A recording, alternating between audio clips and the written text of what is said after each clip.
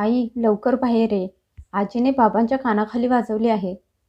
त्याचा आवाज ऐकून आजूबाजूचे लोक पण बाहेर जमा झाले होते. बाहेर अंगणात निर्मलाताई उभ्या होत्या आणि समोर त्यांचा मुलगा नितीन गाल पकडून उभा होता. ते दृश्य बघून सगळे लोक कुजबुजत होते. नितीनची बायको राधिका हैराण होऊन सासूकडे बघत उभी होती आणि तिची 10 वर्षाची मुलगी नीता घाबरून रडत तिच्या मागे लपून बसली होती. तेवढ्यात नितीन रागात मोठ्या आवाजात म्हणाला, आई, तुझी हिंमत कशी झाली माझ्यावर हात उचलायची? निर्मलाताईंच्या डोळ्यात पाणी होतं, पण आवाज मजबूत होता. त्या म्हणाल्या, नितीन, माझ्यात हिंमत आज आली नाही, तर हिंमत मला खूप अगोदर दाखवायला पाहिजे होती. नितीनने रागात समोर असलेल्या खुर्चीवर लाथ मारली आणि म्हणाला, आई, गावासमोर तमाशा करू नकोस. सगळे लोक बघत आहेत. तू गुपचूप घरात चल. पण निर्मलाताई तिथेच उभ्या राहिल्या आणि म्हणाल्या, आज जे व्हायचं आहे ते इथेच होणार, सगळ्यांच्या समोर. बाहेर उभे असणारे लोक एकमेकांच्या तोंडाकडे बघायला लागले. राधिका हळू आवाजात म्हणाली, आई, प्लीज तुम्ही घरात चला.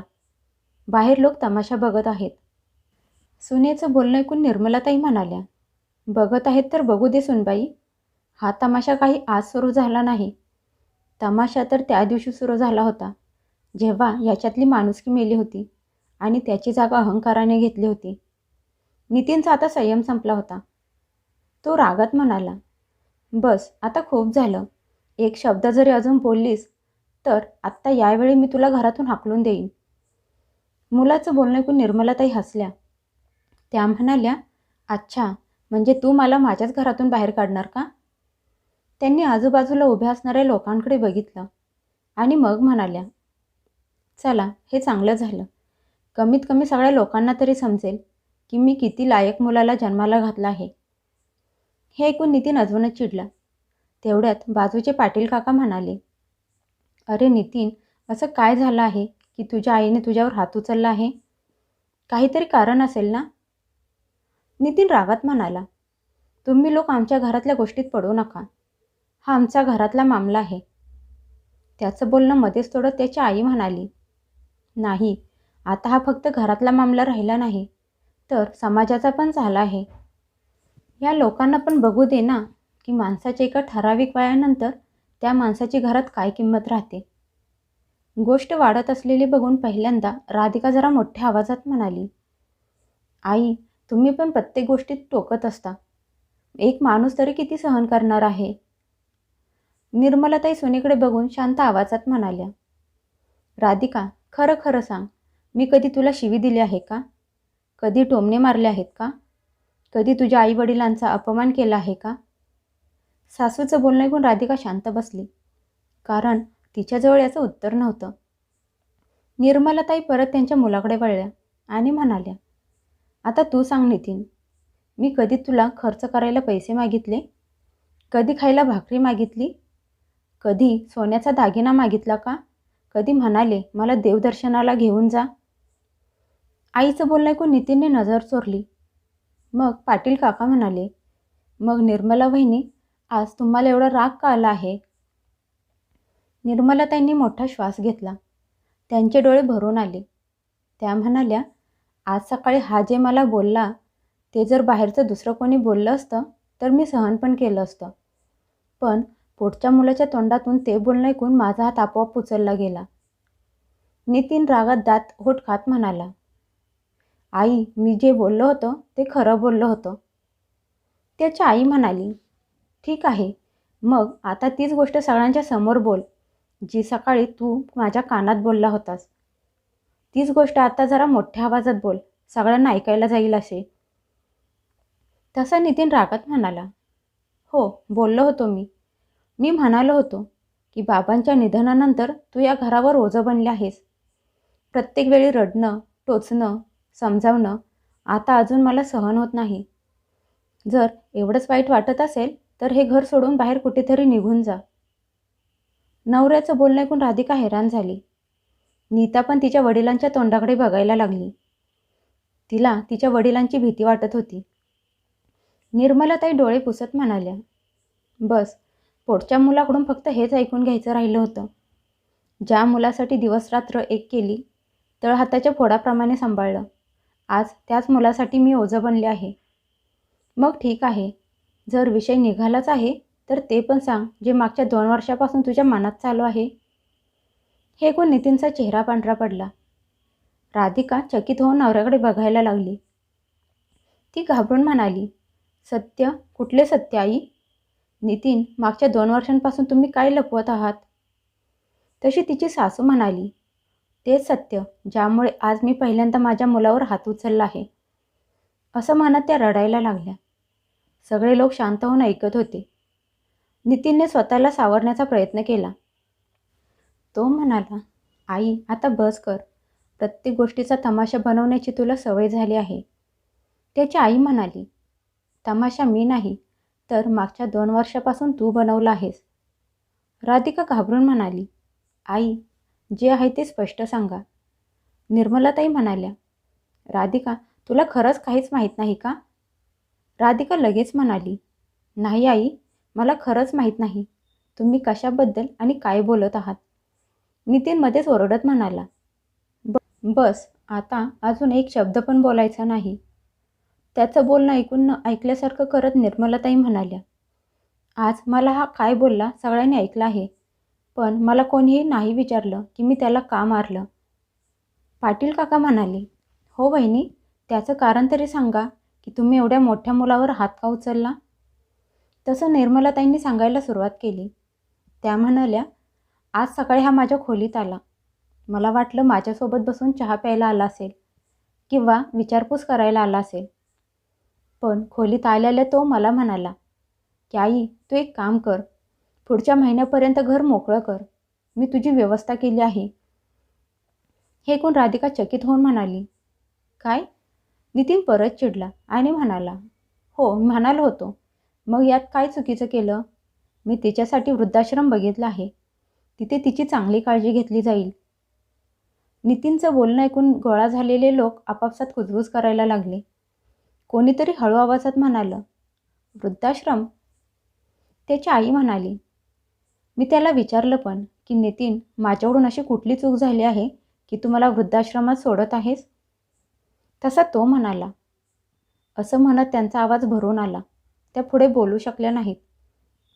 तशा शेजारच्या मालतीताई म्हणाल्या, निर्मलाताई तो असं काय म्हणाला? तशा निर्मलताई म्हणाल्या, तो मला म्हणाला, आई चूक तुझी नाही तर चूक माझी आहे, जी एवढी वर्ष मी तुला माझ्या जवळ ठेवून घेतलं. बाबा मेल्यानंतर तुला लगेच वृद्धाश्रमात सोडून यायला हवं होतं. हे ऐकून राधिकाने अविश्वासाने नवऱ्याकडे बघितलं. ती म्हणाली, नितीन तुम्ही खरंच असं आईंना बोलला होता? नितीनने नजर चोरली आणि म्हणाला, रागात तोंडातून निघून गेलं. त्याची आई व्यंगाने हसली आणि म्हणाली, नाही बाळा, रागात तेच तोंडातून निघतं जे मनात पहिल्यापासून चालू असतं. नीता हळूहळू आजीच्या जवळ आली. ती एवढी मोठी तर होती की तिला घरात काय चालू आहे ते कळत होतं. तिने आजीचा हात पकडला आणि म्हणाली, आजी तू कुठेही जाऊ नकोस. निर्मलाताईंनी तिच्या डोक्यावर हात फिरवला. त्या म्हणाल्या, बाळा माझी पण कुठेही जायची इच्छा नाही, पण जर पोटचा मुलगाच बोलत असेल की आता तुझी या घरात जागा राहिली नाही, मग तिथे राहणे पण भीक मागितल्यासारखंच होईल. हे ऐकून राधिकाच्या डोळ्यातून पाणी यायला लागलं. ती नवऱ्याला म्हणाली, नितीन मला एक गोष्ट सांगा, तुम्ही आईंवर एवढे चिडलेला का असता? मी खूप महिने झाले बघत आहे. नितीन रागात म्हणाला, कारण मी थकलो आहे. प्रत्येक महिन्याची औषधं, दवाखाना, डॉक्टर, जबाबदाऱ्या. यार माझं पण स्वतःचं आयुष्य आहे. हे ऐकून त्याची आई म्हणाली, अच्छा नितीन, आता मी जबाबदारी ओझं वाटत आहे. नितीन मोठ्या आवाजात म्हणाला, हो हेच खरं आहे. आणि आई तू गोष्टीने एवढं लांबू नकोस. स्पष्ट सांग, तू जाणार आहेस का नाही? नितीन एवढ्या बिनधास्त आणि नालायकपणे बोलत होता की जमा झालेले लोक त्याच्याकडे बघायला लागले. कुणालाच विश्वास बसत नव्हता की एक मुलगा त्याच्या जन्मदात्या आईसोबत अशा भाषेत बोलू शकतो. राधिकाने हळूच नवऱ्याचा हात पकडला आणि म्हणाली, अहो बस करा, लोक बघत आहेत. नितीन रागात म्हणाला, बघत आहेत तर बघू दे. ते लोक काय माझ्या घराचा हप्ता द्यायला येणार आहेत का? का माझं घर चालवणार आहेत? सगळ्यांना फक्त ज्ञान द्यायला येतं. मुलाचं बोलणं ऐकून त्याची आई म्हणाली, त्याच हप्त्यांबद्दल बोलत आहेस ना तू? आठवतं का तुला, जेव्हा तुला इंजिनिअरिंग शिकायचं होतं तेव्हा तुझे बाबा म्हणाले होते की आत्ता एवढे पैसे नाहीत. तेव्हा मी माझ्या सोन्याच्या बांगड्या मोडून तुला पैसे दिले होते. तेव्हा मी म्हणाले नव्हते की बाळा, तू नोकरी लागल्यावर माझ्या बांगड्या परत देणार का नाहीस. तुझ्या बाबांच्या खिशातून चोरून चोरून तुला पैसे देत होते, म्हणजे तू तुझी स्वप्न पूर्ण करावं, चांगली नोकरी करावी. हाच दिवस बघण्यासाठी मी माझ्या नवऱ्याच्या शिव्या ऐकून घेतल्या होत्या. म्हणजे म्हातारपणात तू मला घरातून बाहेर हाकलून देशील. आता सासूसोबत राधिका पण रडत होती. ती नवऱ्याकडे बघून विचार करायला लागली. लग्नानंतर नितीन नेहमी बोलायचे की माझ्या आईने माझ्यासाठी खूप त्याग केला आहे. मग असं काय बदललं की नितीन स्वतःच्या आईला घरातून बाहेर काढत आहेत. शेवटी राहवलं नाही म्हणून राधिका नवऱ्याला विचारत म्हणाली, नितीन, एक गोष्ट विचारू? आईने कधी माझ्याबद्दल तुम्हाला भडकवलं आहे का? कधी माझ्या माहेरचा आई वडिलांचा अपमान केला आहे का? कधी माझ्याकडून नोकरांसारखं काम करून घेतलं आहे का? बायकोचं बोलणं ऐकून नितीन म्हणाला, नाही, असं काही केलं नाही. राधिका आता थोड्या कठोर आवाजात म्हणाली, जर त्या मला काही बोलत नाहीत, तुम्हाला काही बोलत नाहीत, मग तुम्ही त्यांच्यासोबत असे का वागत आहात? नितीन रागात म्हणाला, आता तू पण सुरू झालीस का? राधिका म्हणाली, हो, कारण आज मला समजलं आहे की चूक आईंची नाही, तुमची आहे. बायकोचं बोलणं ऐकून नितीनला असं वाटलं सगळं घर त्याच्या विरोधात उभं आहे. तो सरळ त्याच्या आईच्या खोलीत गेला आणि आईचे कपडे एका छोट्या बॅगेत भरून बाहेर घेऊन आला. ती बॅग बाहेर आईच्या समोर आणून टाकली. ते बघून राधिका ओरडत म्हणाली, नितीन, तुम्ही हे काय करत आहात? नितीन म्हणाला, ही घे तुझी बॅग, आता तुला कोणी थांबवणार नाही. जिथं जायचं आहे तिकडे जा, पण लक्षात ठेव, या घरात परत कधीच यायचं नाहीस. हे बघून शेजारचे पाटील काका रागात पुढे आले आणि म्हणाले, नितीन, तू हे काय करत आहेस? नितीन म्हणाला, हे माझं घर आहे आणि आमच्यामध्ये कोणी काही बोलणार नाही. निर्मलाताईंनी गुपचूप त्यांची बॅग उचलली, सगळ्या घरावर एक नजर फिरवली, नातीला मिठी मारली. नीता आजीच्या गळ्यात पडून रडायला लागली. आजी, प्लीज घर सोडून जाऊ नकोस. निर्मलाताई रडत म्हणाल्या, बाळा, तू तुझ्या बापाच्या पायावर पाय ठेवू नकोस. असं म्हणत त्यांनी वळून मुलाकडे बघितलं आणि हळूहळू घरातून बाहेर निघाल्या.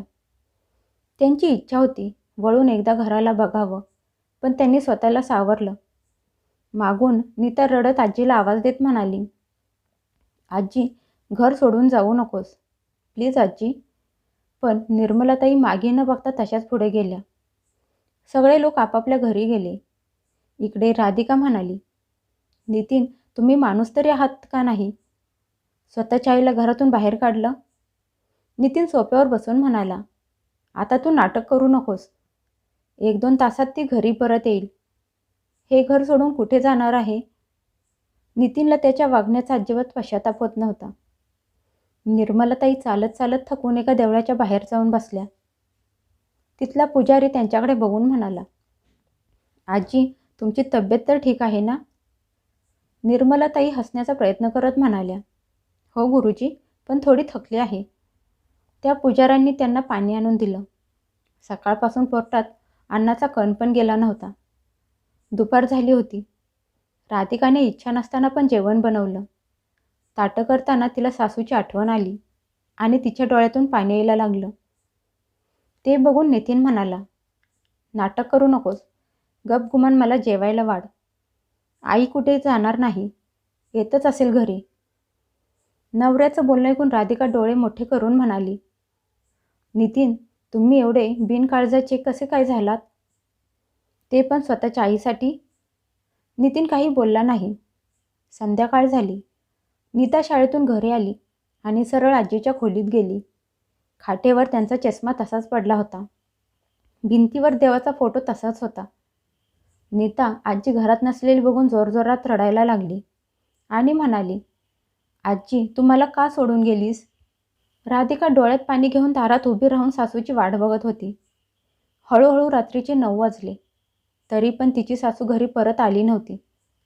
आजूबाजूचे लोक पण बेचैन झाले होते.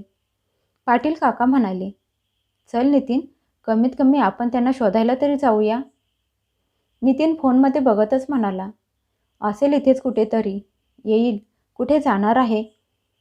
मी नाही जाणार तिला शोधायला. बस, हेच वाक्य ऐकून राधिकाची सहनशक्ती संपली. तिने नवऱ्याच्या हातातून फोन घेऊन फेकून दिला आणि म्हणाली, नितीन, तुम्हाला लाज वाटत नाही का? नितीन रागात उठून उभा राहिला आणि म्हणाला, राधिका, तू वेडी झाली आहेस का? राधिका म्हणाली, वेडी मी नाही, तुम्ही झाला आहात.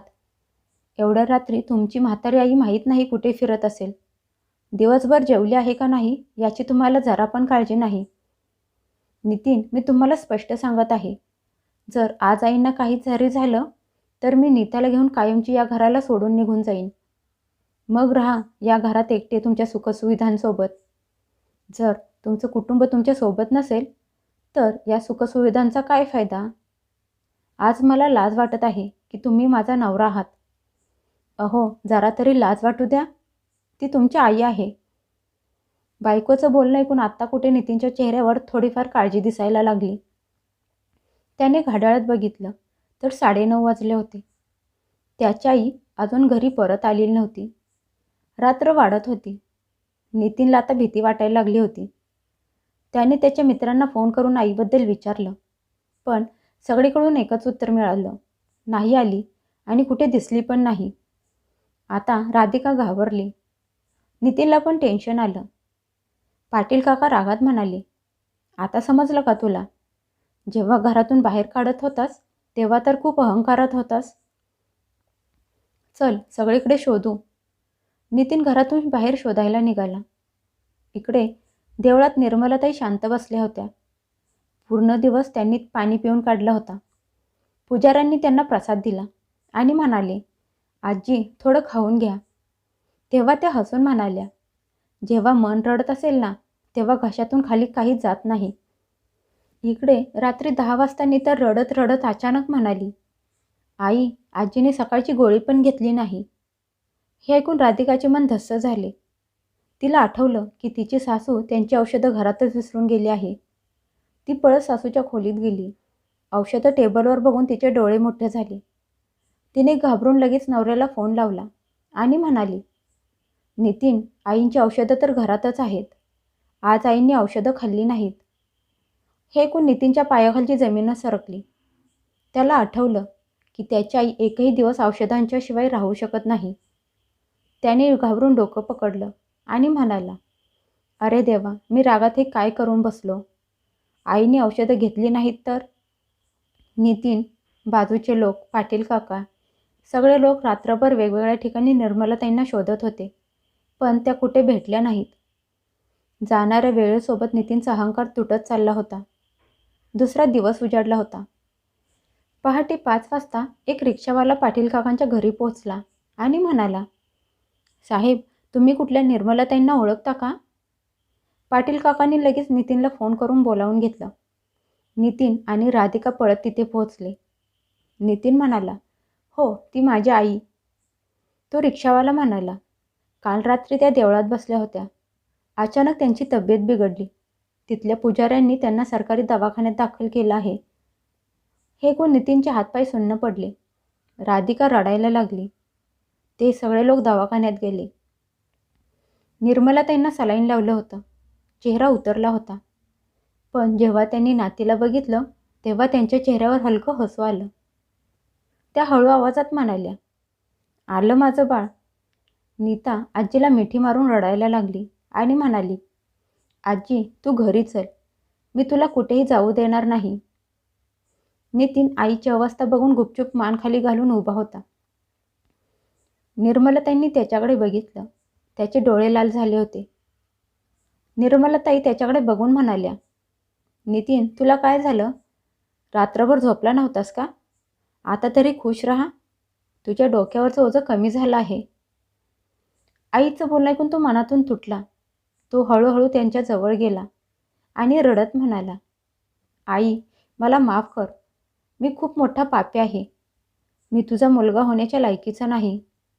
माहीत नाही रागात एवढं कसं काय बोलून गेलो. तुला माहीत आहे ना, मला राग आल्यावर मी विसरून जातो की समोर कोण आहे आणि मी काय बोलत आहे. आई ती आईच असते. मग तिच्या मुलाने कितीही मोठी चूक करू दे, ती त्याला पदरामागे लपवते. मुलाचं बोलणं ऐकून त्यांच्या डोळ्यात पाणी आलं. त्यांनी मुलाच्या डोक्यावर हात ठेवला आणि म्हणाले, नितीन शांत हो, लोक बघत आहेत. नितीन म्हणाला, बघू दे आई, त्यांना पण कळू दे. माझ्यासारखा नालायक दुसरं कोणी नाही. राधिका पण रडत होती. काही वेळाने डॉक्टर आले. त्यांना तपासल्यानंतर म्हणाले, आता यांची अवस्था पहिल्यापेक्षा चांगली आहे. तुम्ही त्यांना घरी घेऊन जाऊ शकता. निर्मलताईंना सगळे लोक घरी घेऊन आले, पण यावेळी नजारा खूप वेगळा होता. ज्या घरातून काल त्यांचे सामान बाहेर फेकले होते, त्यांना बाहेर काढले होते. आज त्याच दारात नितीन सगळ्या आजूबाजूच्या लोकांना बोलावून हात जोडून उभा होता. तो सगळ्यांच्या समोर म्हणाला, आई, काल या घरातून मी तुला बाहेर काढलं होतं. आज जर तुम्हाला माफ केलं नाहीस, तर मी या घरात पाऊल ठेवणार नाही. हे घर तुझं आहे, माझं नाही. आणि पाटील काका, मी काल तुम्हाला रागात खूप काही बोललो. प्लीज तुम्ही मला माफ करा. त्याचे बोलणे ऐकून पाटील काका हसून म्हणाले, नितीन, चूक करणारा मोठा नसतो, तर चूक करून स्वतःची चूक मान्य करणारा आणि त्याची माफी मागणारा मोठा असतो. तुला तुझ्या चुकीची जाणीव झाली, हीच खूप मोठी गोष्ट आहे. आता जे झालं ते विसरून जा आणि आता तुझ्या आईला मानाने इज्जतीने घरात घेऊन जा. नितीनने हात जोडून सगळ्यांची माफी मागितली आणि निर्मलताईंना घरात घेऊन आला. राधिका आणि नीताने त्यांना मिठी मारली. निर्मलताईंच्या चेहऱ्यावर शांती आली. त्यांच्या मुलांनी चूक तर केली होती, पण कमी वेळेतच त्याला त्याच्या चुकीची जाणीव झाली होती आणि त्याला त्याचा पश्चाताप पण झाला होता. निर्मलताईंनी मोठ्या मनाने मुलाला माफ केलं, कारण ती एक आई होती आणि आई तिच्या मुलासाठी काहीही करायला तयार असते.